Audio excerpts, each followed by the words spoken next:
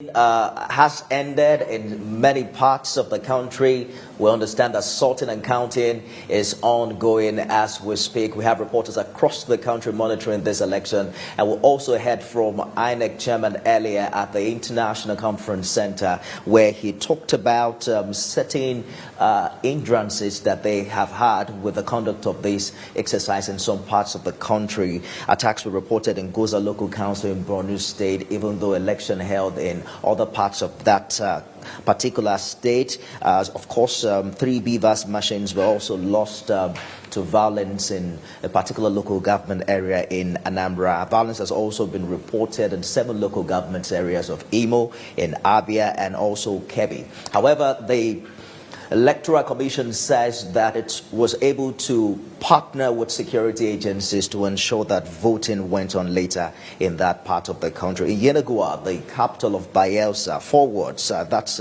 some 141 voting units. We understand that voting was disrupted there. And at the time when security operatives came to restore peace, we're told that NYSC core members expressed apprehension about returning to work, and voting has now been postponed in that area till tomorrow morning. In Lagos, Okota, Oshodi, Legushi, Kate, Mafuluku, and all that areas, some disruptions were also reported, but INEC says that later voting eventually recommenced in that part. In Edo State, one of the party's logo wasn't found on the ballot paper in the federal constituency. Eastern, North, and South, as well as Igweben, we understand that election into the National Assembly will now hold alongside the State House of Assembly election on 11th March. That's 2 weeks from now. Well, we're expecting to hear from INEC. The National Coalition Center, we now know, will officially open by noon tomorrow. We understand that the situation room for INEC is alive, and a lot has been talked about, and a lot is happening within the in the inner rooms of the Electoral Commission, ensuring that this exercise goes as planned. I'm joined now by Mariam Mohammed, who also monitored some polling units here within the Federal Capital Territory. She joins me live in our Abuja studio. Talk to me about what you saw and how it went in those areas that you monitored. Okay, well, Mifemi, I was at 3 polling units earlier today.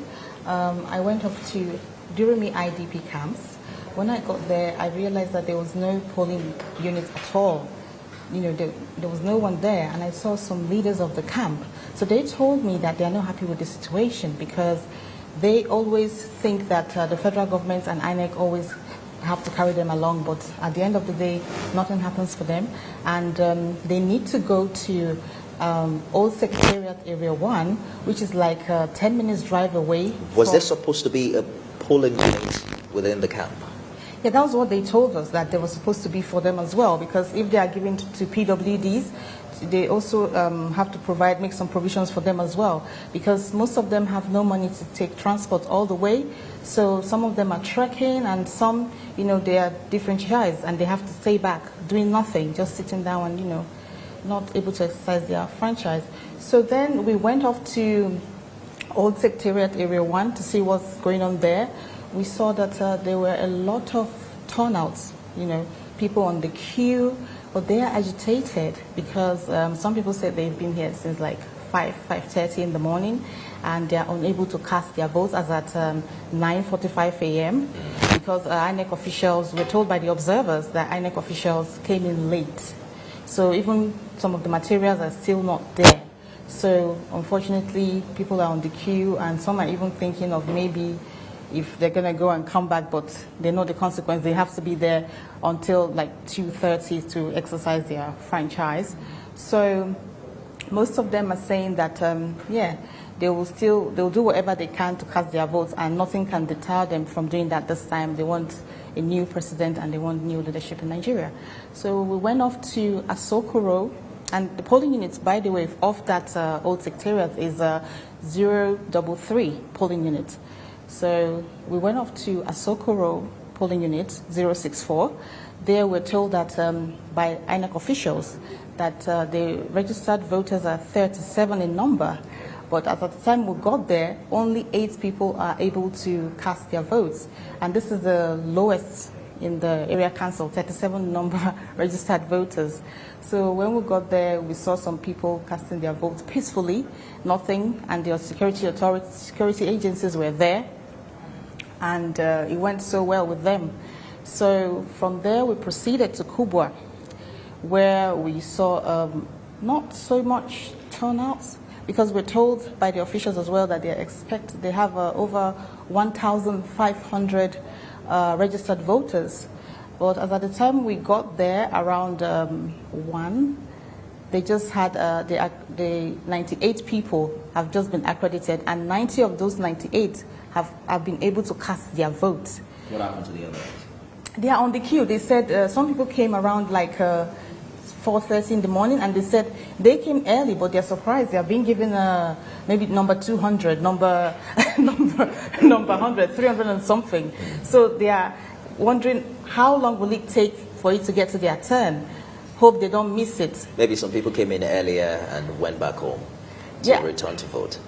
Yeah, but they said that they've been there. They didn't go home at all. They just sat there, and since 4 a.m., 5 a.m., they've been there. And they didn't see anyone, but they were among the first people on the queue, but they were surprised that they got numbers that are, higher than... So, in that particular polling unit where you visited and the election started late, were you able to gather from INEC what was responsible for the late deployment of materials? They don't want to speak. They don't want to speak to us. They told us, you just come in, we're trying to sort ourselves out, so don't, no questions, just record your stuff, and then, they are unable to speak to us. The weather has changed. I noticed that it showered lightly in Abuja. Did that affect anything from your it did, because a lot of people said, they've been on the queue and it's hot, and they wished maybe they could have provided them with shades, especially the PWDs. We saw no one on site, no PWDs on site, and there was no provisions for them, as INEC earlier stated. So people were shocked about that. So did you say that you saw people with disabilities around, or they didn't come? No, they didn't come at all. I didn't see any. Both at Old Secretariat, Asokoro, and Kubwa. I didn't see any.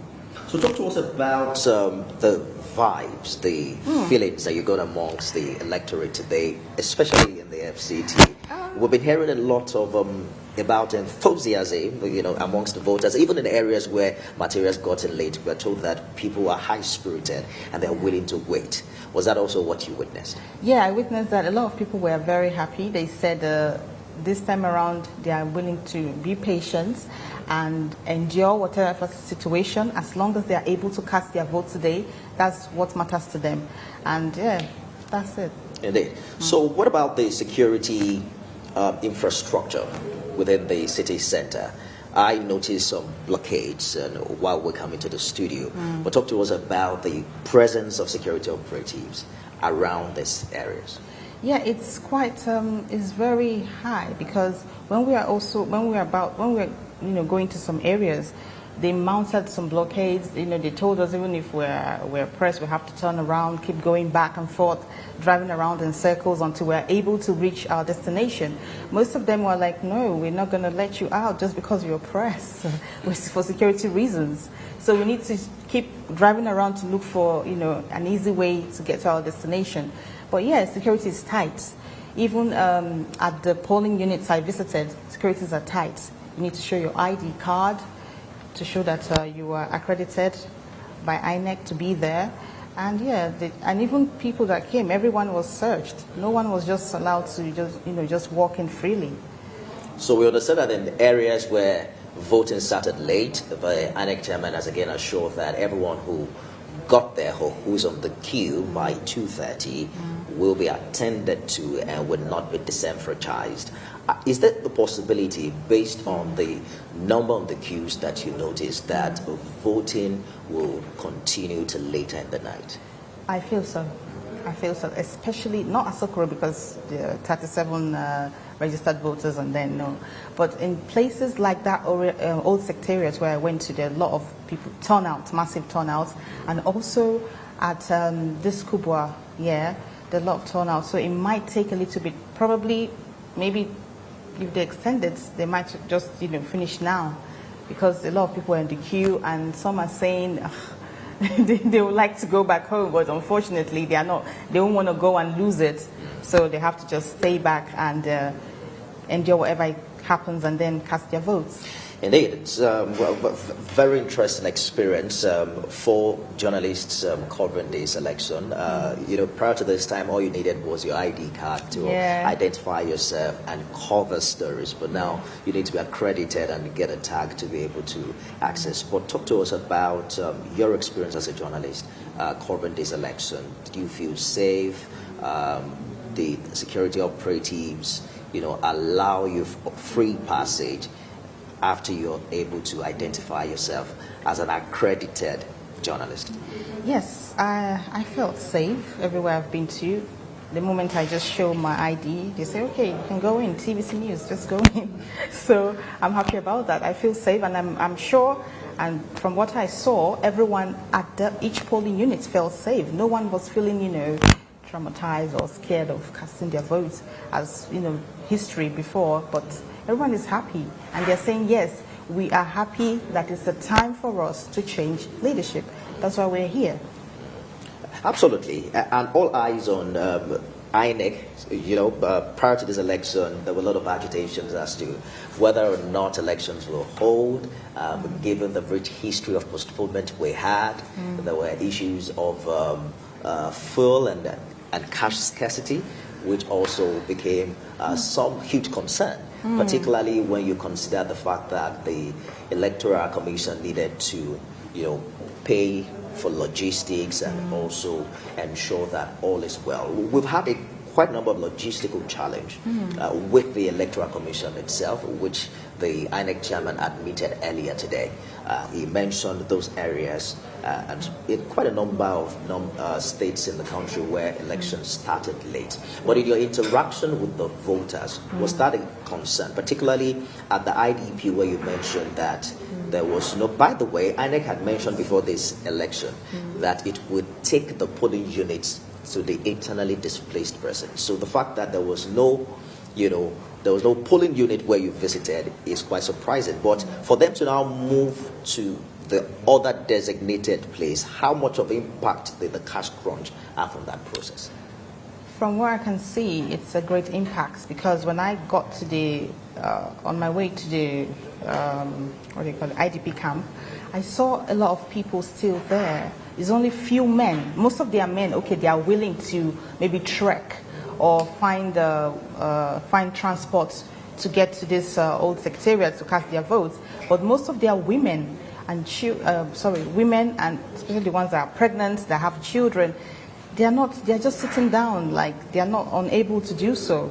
So the transport system has really affected them. And they told me as well, even the other places I've been to, that they don't have transport. Some people said they even borrowed money to come there to show how passionate they are about voting. So they borrowed money to come there, and then they are stranded, standing at the queue, on the queue, without being attended to, telling them they should wait, and they're giving them large numbers that they have to stay on the queue. They don't even know when they will, have the chance to exercise their franchise. So, with the passage of the 2022 Electoral Act, some of the expectation ahead of this election will be how prepared the Electoral Commission is to attend to persons with, disabilities, using, for instance, braille alternatives to ballot papers, and also there's also the provision of people who cannot independently cast their votes. They can have someone of their own choice to assist them.